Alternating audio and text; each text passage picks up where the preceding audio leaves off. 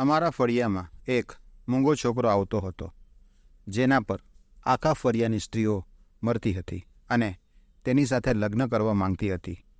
હું વિચારતી હતી કે આ મૂંગા છોકરામાં એવું તે શું છે જેના પર ફળિયાની બધી જ સ્ત્રીઓ પાગલ છે.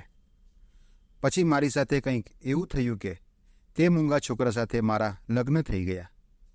તે રાત્રે તે મૂંગો છોકરો રૂમમાં આવ્યો અને તેને જોઈને હું પણ ચકિત થઈ ગઈ, કારણ કે આજે ફરી હું મારા રૂમમાં બૂમો પાડીને રડતી હતી. મારા રડવાનો અવાજ બહાર મારી મા સુધી પહોંચ્યો. મારી મા રડવાનો અવાજ સાંભળી અને મારા રૂમનો દરવાજોને ખખડાવ્યો. હિનલ દીકરા, દરવાજો ખોલ અને અમારી વાત સાંભળ. હું મારી માની વાત કેવી રીતે માનું, કારણ કે મારી મા અને ભાઈ સાથે મળીને મારા લગ્ન મારાથી 15 વર્ષ મોટા 3 બાળકોના પિતા સાથે કરી રહ્યા હતા. મારી ઉંમર જ શું હતી? હું હમણાં જ 20 વર્ષની થઈ હતી, છતાં પણ લગ્નની કેટલી ઉતાવળ હતી. હું મારા પિતાના અવસાન પછી મારા ભાઈ પર આટલો મોટો બોજ બની ગઈ હતી શું, જે હવે વહેલામાં વહેલી તકે બોજ હટાવવાનો પ્રયાસ કરી રહ્યા હતા. હું મારી માને રડતા રડતા સમજાવતી હતી, પણ મારી મા મારા ભાઈની સાઈડ લઈને કહેતી હતી કે છોકરો બહુ અમીર છે, તું ત્યાં ખુશ રહીશ. તે ભાઈનો બહુ સારો મિત્ર છે. તેની પત્નીનું 4 વર્ષ પહેલાં એક માર્ગ અકસ્માતમાં મૃત્યુ થયું હતું અને તે પોતાના નાના બાળકો માટે લગ્ન કરવા માંગતો હતો. તે પોતાની પત્નીને ખૂબ જ પ્રેમ કરતો હતો. તેને બીજા લગ્ન કરવાનો કોઈ શોખ ન હતો. તે ફક્ત પોતાના બાળકો માટે જ એક આયા લાવવા માંગતો હતો, જે તેના બાળકોને સંભાળી શકે. ભાઈ અને મારી માતા માત્ર તેની સંપત્તિ જોઈને લાલચમાં આવી ગયા હતા કે જો હું લગ્ન કરીશ તો બધી સંપત્તિ મારા માતા અને ભાઈને લાવી આપીશ. હું આવી છોકરી નહોતી. મારી અંદર પૈસાની લાલચ ન હતી. હું તેની સાથે લગ્ન પણ કરવા માંગતી ન હતી, કારણ કે હું મારા કોલેજના એક છોકરા સંજય સાથે પ્રેમમાં હતી અને તેનાથી લગ્ન કરવા માંગતી હતી. ભાઈને પણ સંજય વિશે ખબર હતી, પણ સંજય ભાઈને બિલકુલ પસંદ ન હતો. મેં મારા ભાઈ અને મારી માતાને સંજય વિશે જણાવ્યું હતું કે હું લગ્ન કરીશ તો માત્ર સંજય સાથે જ કરીશ, પણ ભાઈ આ વાત માનતા ન હતા. તેઓ કહેતા હતા કે હું તને મારા મિત્ર સાથે જ તારા લગ્ન કરાવીશ. આજે ફરી ભાઈએ તેના મિત્ર સાથે લગ્નની વાત કરી. તેથી જ મેં દરવાજો બંધ કરીને મારી જાતને મારી નાખવાનો પ્રયાસ કર્યો. મારા ચીસોથી અમારા પાડોશની મહિલાઓ ભેગી થઈ ગઈ અને તે આ તમાશો જોવા લાગી. સારો એવો તમાશો બની ગયો હતો. તેથી મારી મા રૂમમાં આવી અને મને જોરથી થપ્પડ માર્યો. મેં મારી માને કહ્યું કે તમે ગમે તેટલા મને મારો, પણ હું તમારા લોકોની વાત ક્યારે પણ માનીશ નહીં. હું લગ્ન કરીશ તો ફક્ત સંજય સાથે જ કરીશ. મારી માએ મારી જીત આગળ હાર માની લીધી અને મને કહ્યું કે આજે જ તું સંજય સાથે ચૂપચાપ લગ્ન કરી લે અને અહીંયાથી ચાલી જજે.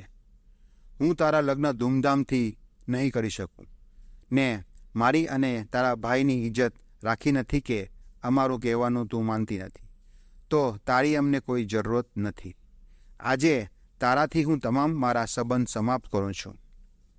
આજથી હું તારી મા નથી અને તું મારી દીકરી નથી.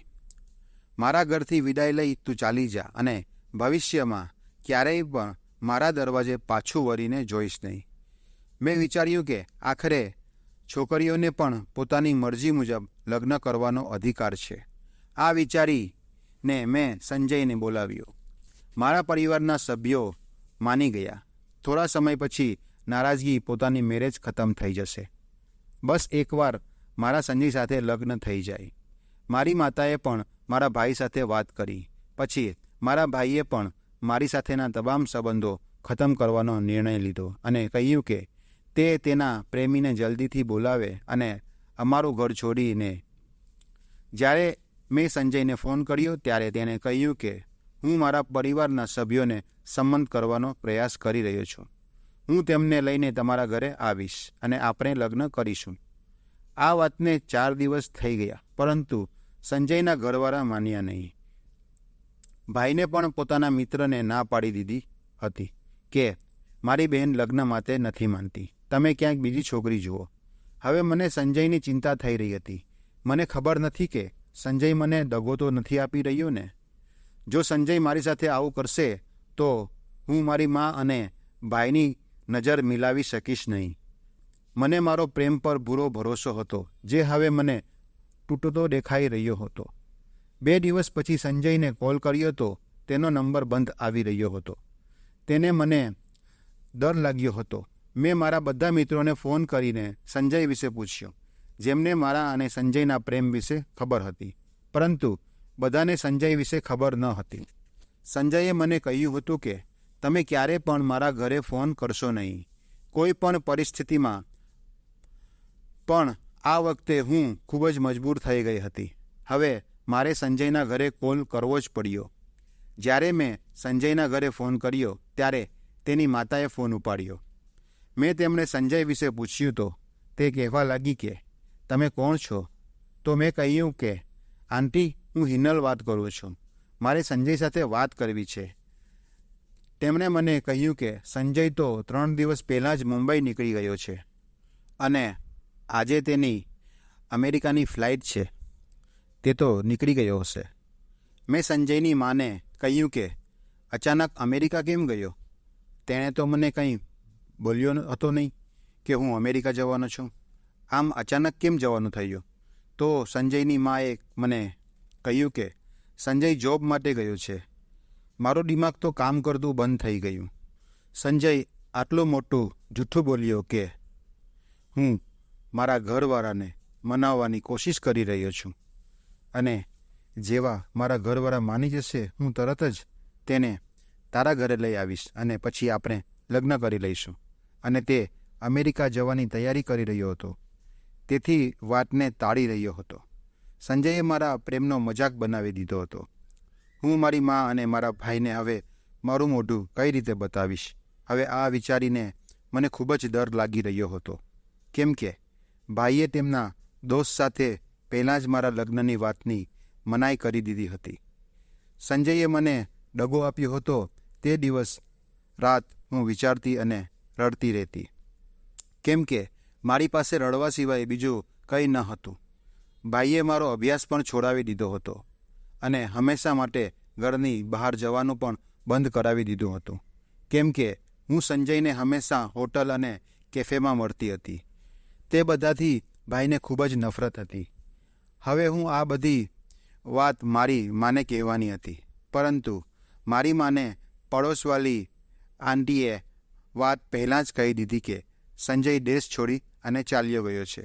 મેં મારી માને જઈને કહ્યું કે સંજય મને દગો આપ્યો છે અને તે દેશ છોડી અને વિદેશ ચાલ્યો ગયો છે. હવે તમે જ્યાં કહેશો ત્યાં હું લગ્ન કરવા માટે તૈયાર છું.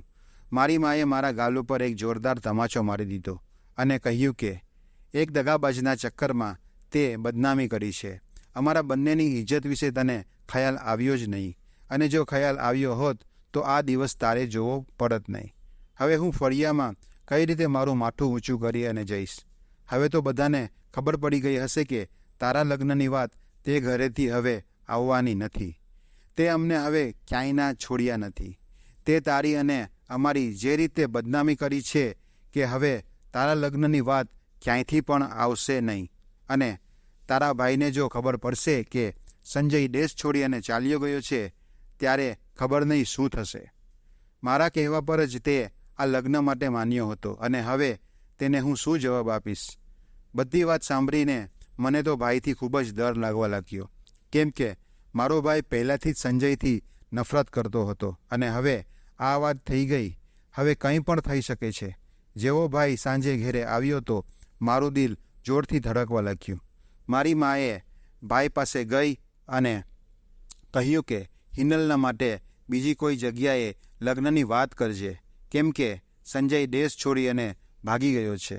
તો ભાઈ બોલ્યો કે મને તો પહેલેથી જ ખબર હતી કે તે છોકરો ઠીક નથી, પણ તમે લોકો મારી વાત માની નહીં. હું મારા દોસ્ત સાથે તેમના લગ્ન કરવા માંગતો હતો, પણ તમે લોકો માન્યા નહીં. હવે મારું તમારા લોકોથી કોઈ સંબંધ નથી. તમે જ્યાં ઈચ્છો ત્યાં તેના લગ્ન કરાવો. ભાઈ ગુસ્સો થઈ અને ઘરની બહાર નીકળી ગયો અને મારી મા બેઠી રડવા લાગી. મારા કારણે ભાઈએ મારી સાથે ઘણા દિવસો સુધી વાત કરી નહીં. હું જેટલું રડી શકી તેટલું રડી અને ભગવાન પાસે દુઆઓ માંગવા લાગી કે ભગવાન મારા માટે કોઈને કોઈ લગ્નની વાત મોકલો, જેથી હું આ ઘરથી વિદાય લઈને ચાલી જાઉં. કેમ કે હું હવે મારી મા અને મારા ભાઈ ઉપર બોજ બની ચૂકી છું. તે લોકો હવે મને પોતાની જવાબદારી નહીં પરંતુ એક બોજ સમજી રહ્યા હતા. મારાથી ભૂલ થઈ ગઈ હતી કે મેં સંજયને પસંદ કર્યો હતો, પણ મારાથી કોઈ ગુનો તો થયો ન હતો કે જેની મને આટલી મોટી સજા આપી રહ્યા હતા. મારાથી બધા સંબંધો જ કાપી નાખ્યા હતા. અમારા ઘરનું માહોલ હવે ખૂબ જ બદલાઈ ચૂક્યું હતું. ભાઈ અને મારી માના ચહેરા એકદમ શાંતિ હતી, કેમ કે મારા કારણે તેમને અમારા ફળિયામાં અને અમારા સંબંધીઓ પાસે ખૂબ જ બદનામી થઈ ચૂકી હતી. હું દિવસ રાત રડતી રહેતી હતી. એક દિવસ અમારા દરવાજા ઉપર એક ગૂંગો છોકરો આવ્યો. તેણે જોર જોરથી દરવાજો ખખડાવ્યો. જેવો દરવાજો ખોલ્યો તો સામે એક છોકરો ઊભો હતો. તે ઈશારાથી જમવાનું માંગી રહ્યો હતો અને તે વખતે હું મારા માટે જમવાનું લઈને બેઠી હતી. મેં તે જમવાનું તે છોકરાને આપી દીધું. મેં વિચાર્યું કે કદાચ ભગવાન મારા આ કામથી ખુશ થઈ અને મારા માટે કોઈ લગ્નની વાત મારા ઘરે મોકલી દે. મેં તે છોકરાને કહ્યું કે તું ખૂબ જ સુંદર અને નવયુવાન છે અને મારા માટે દુઆ કર કે ભગવાન મારી દુઆ સાંભળી લે. તેણે મને ઈશારાથી કહ્યું કે ઠીક છે, હું તારા માટે દુઆ કરીશ.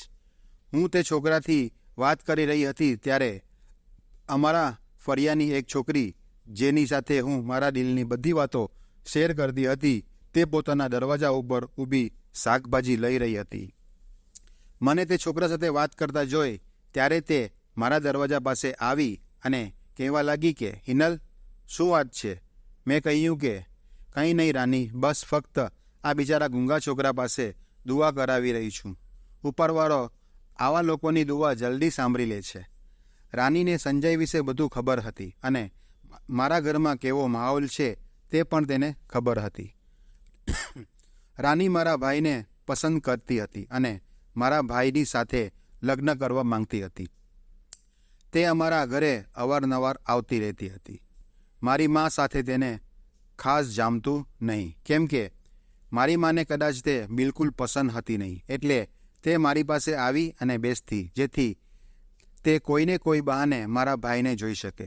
જ્યારે તે ગૂંગો છોકરો ત્યાંથી ચાલ્યો ગયો તો રાની મને કહેવા લાગી કે હિનલ, શું વિચાર કરી રહી છે? મેં રાનીને કહ્યું કે હું એ વિચારી રહી છું કે મારી પ્રાર્થના જલ્દી સાંભળી લે. રાની કહેવા લાગી કે કેમ નહીં સાંભળશે?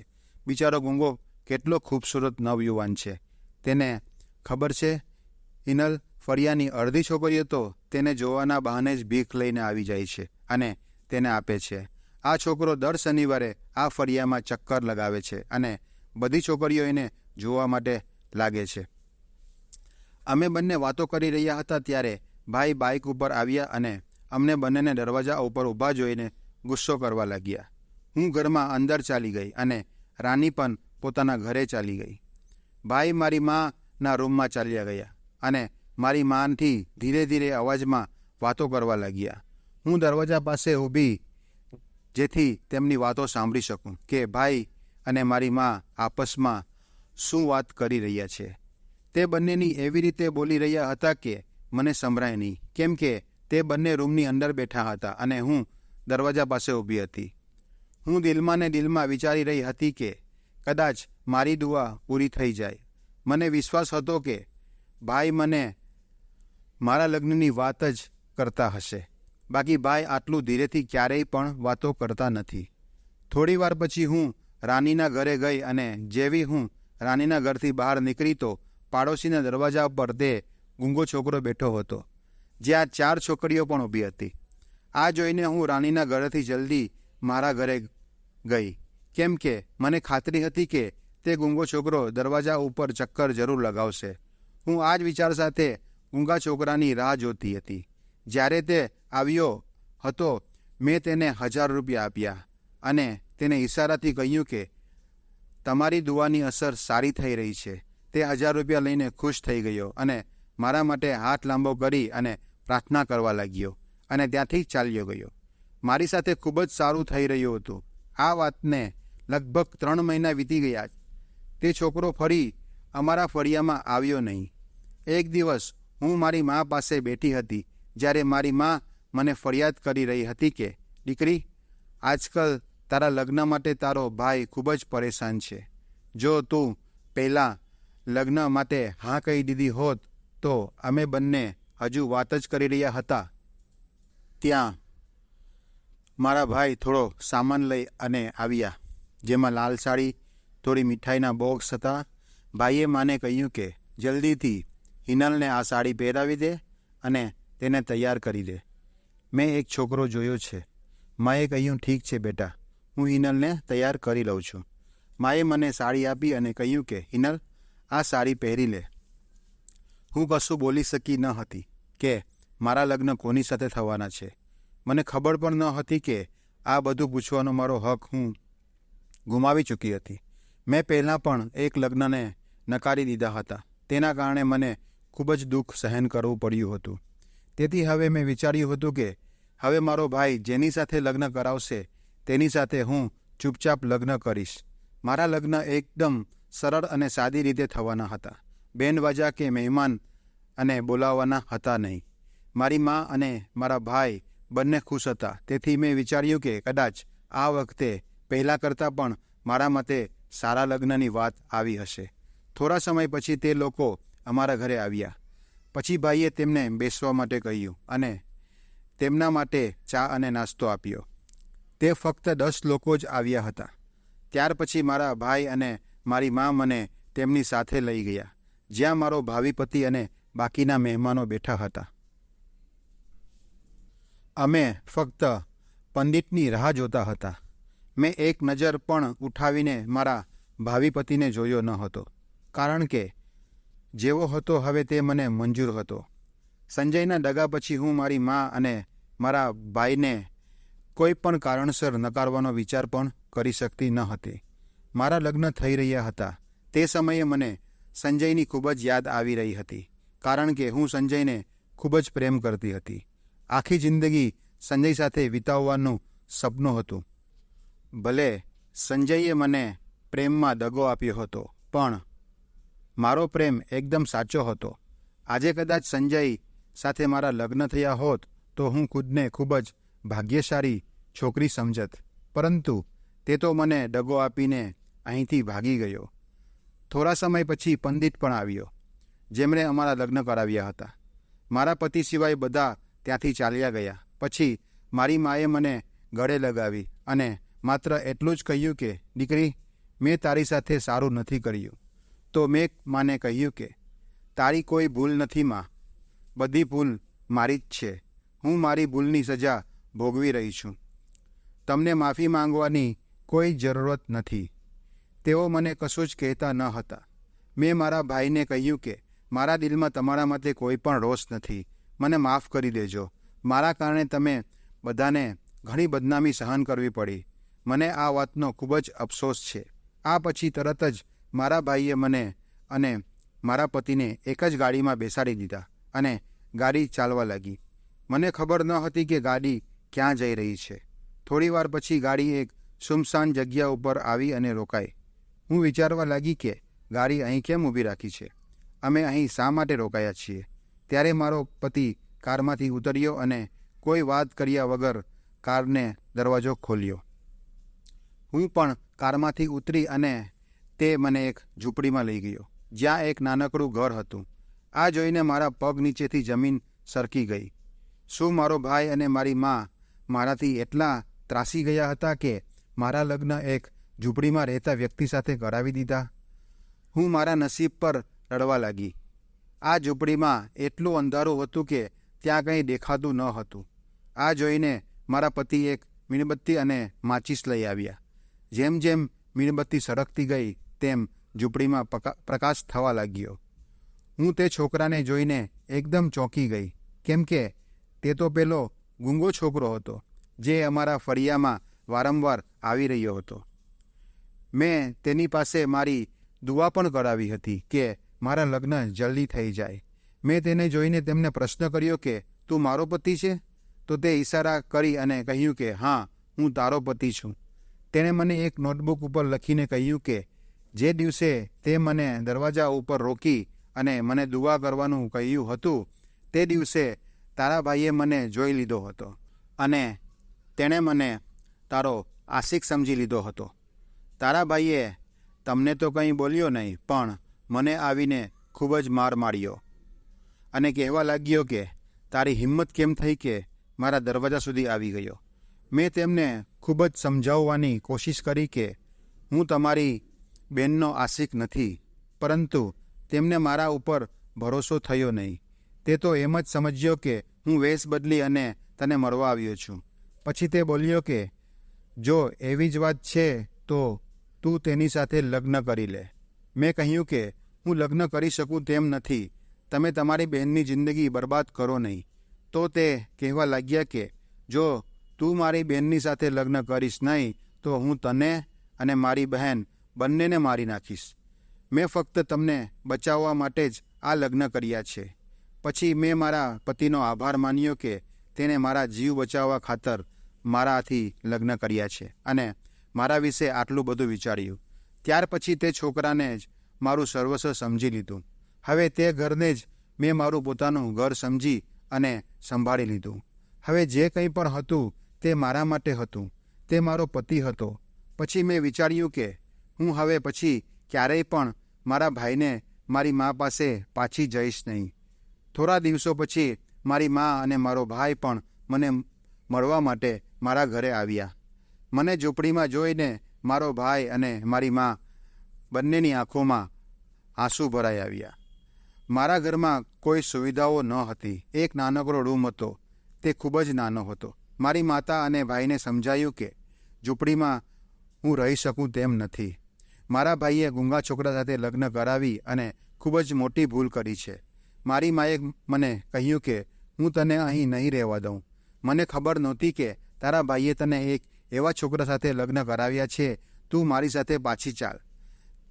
મેં મારી માને કહ્યું કે આ જેવું છે તે મારું ઘર છે. ભલે આ ઝૂંપડી છે, પરંતુ મને અહીંયા ખૂબ જ સુકૂન છે. આ મારો પોતાનું ઘર છે.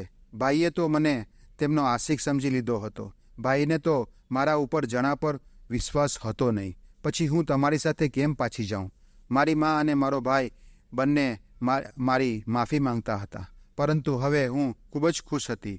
મા અને ભાઈ બંને પાછા ગયા પછી મારા પતિએ મારો આભાર માન્યો અને કહ્યું કે તમે આ ચોપડામાં પણ મારી સાથે ખુશ છો. હું ખૂબ જ ખુશકિસ્મત છું અને બંને એકબીજા સાથે ખૂબ જ ખુશ હતા. એક દિવસ મારો પતિ કોઈ કામથી બહાર ગયો હતો. મને બહારથી કોઈનો અવાજ આવ્યો કે હું 3 દિવસથી ભૂખો છું, મને થોડું ખાવાનું આપો. મારા ઘરમાં તો કંઈ હતું નહીં, કેમ કે મારા પતિએ લગ્ન પછી માંગવાનું છોડી દીધું હતું અને હવે મજૂરી કરવાનું શરૂ કરી દીધું હતું. હું ખૂબ જ ખુશ હતી કે મારો પતિ હવે કામ કરી રહ્યો છે. અમારી પરિસ્થિતિ પણ ધીરે ધીરે સારી થઈ રહી હતી, કારણ કે મારા પતિ દિલથી મહેનત કરી રહ્યા હતા અને મને ખુશ રાખવાનો પ્રયાસ પણ કરી રહ્યા હતા. જ્યારે મેં ભિખારીનો અવાજ સાંભળ્યો ત્યારે હું રસોડામાં ગઈ અને ભિખારીને ખાવાનું આપવા માંગતી હતી. રસોડામાં તો કંઈ જ નહોતું, પરંતુ માત્ર રાતની બચી ગયેલી રોટલી હતી. મેં તેને અને દરવાજા તરફ ચાલી ગઈ. દરવાજો ખોલતા જ મારી જાન નીકળી ગઈ, કેમ કે ભિખારી બીજું કોઈ નહીં પણ સંજય હતો. સંજયને આવી રીતે જોઈને હું તો હેરાન થઈ ગઈ. સંજયે મને જોઈ તો તેની આંખોમાંથી આંસુ નીકળી ગયા અને તે મારા પગે પડી અને મારાથી માફી માંગી રહ્યો હતો અને બોલ્યો, હિનલ, મને માફ કરજે, હું તારો ગુનેગાર છું. મેં તારી સાથે દગો કર્યો છે. તારી સાથે દગા કર્યા પછી મારી હાલત આવી થઈ ગઈ છે. હું સંજયની કોઈ વાત સાંભળવા માંગતી ન હતી. મેં તેના મોઢા પર જ દરવાજો બંધ કર્યો અને અંદર આવી ગઈ. તે માફી માંગતો રહ્યો અને કહ્યું કે જ્યાં સુધી તમે મને માફ કરશો નહીં ત્યાં સુધી હું અહીંથી નહીં જાઉં. આટલી વારમાં જ મારા પતિ પણ ઘરે આવી ગયા. તો મેં તેને સંજયને દરવાજા ઉપર જોઈ અને સવાલ કર્યો કે કોણ છે ભાઈ અને દરવાજા ઉપર કેમ બેઠો છે? તો સંજયે બધી વાત મારા પતિને જણાવી કે તે હિનલને માફી માંગવા માંગે છે. મારા પતિ અંદર આવ્યા અને મને પૂછવા લાગ્યા કે આ બહાર વ્યક્તિ છે તે કોણ છે. મેં મારા પતિને બધું જ કહ્યું અને કહ્યું કે આ જ તે વ્યક્તિ છે જેના કારણે મારું જીવન બરબાદ થઈ ગયું. જો તે મને દગો ન આપત તો આજે હું આટલી કઠિન જિંદગી મારા ભાઈની ઘરમાં જીવી શકત. મેં આટલી બધી પીડા અને તણાવ સહન કર્યા છે, હું તેને ક્યારેય માફ નહીં કરી શકું.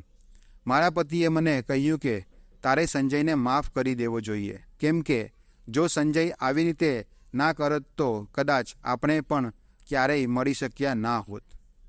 જો તારા દિલમાં થોડી પણ મારા માટે જગ્યા હોય તો સંજયને માફ કરવો જોઈએ. મેં મારા પતિના કહેવા પર સંજયને માફ કરી દીધો અને સંજય ત્યાંથી ચાલ્યો ગયો. ત્યારથી હું મારા પતિ સાથે ખૂબ જ સુખી જીવન જીવી રહ્યું છું. આશા છે કે મિત્રો તમને આ વાર્તા ગમશે, અને જો વાર્તા પસંદ આવી હોય તો વાર્તાને એક લાઈક કરજો, શેર કરજો અને કોમેન્ટ કરજો. આવી વાર્તા સાંભળવા માટે કૃપા કરી મારા ચેનલને સબસ્ક્રાઈબ કરજો. તો ચાલો મિત્રો, મળીએ બીજી વાર્તામાં. ત્યાં સુધી આવજો. આ વિડીયો જોવા બદલ તમારો આભાર. ધન્યવાદ.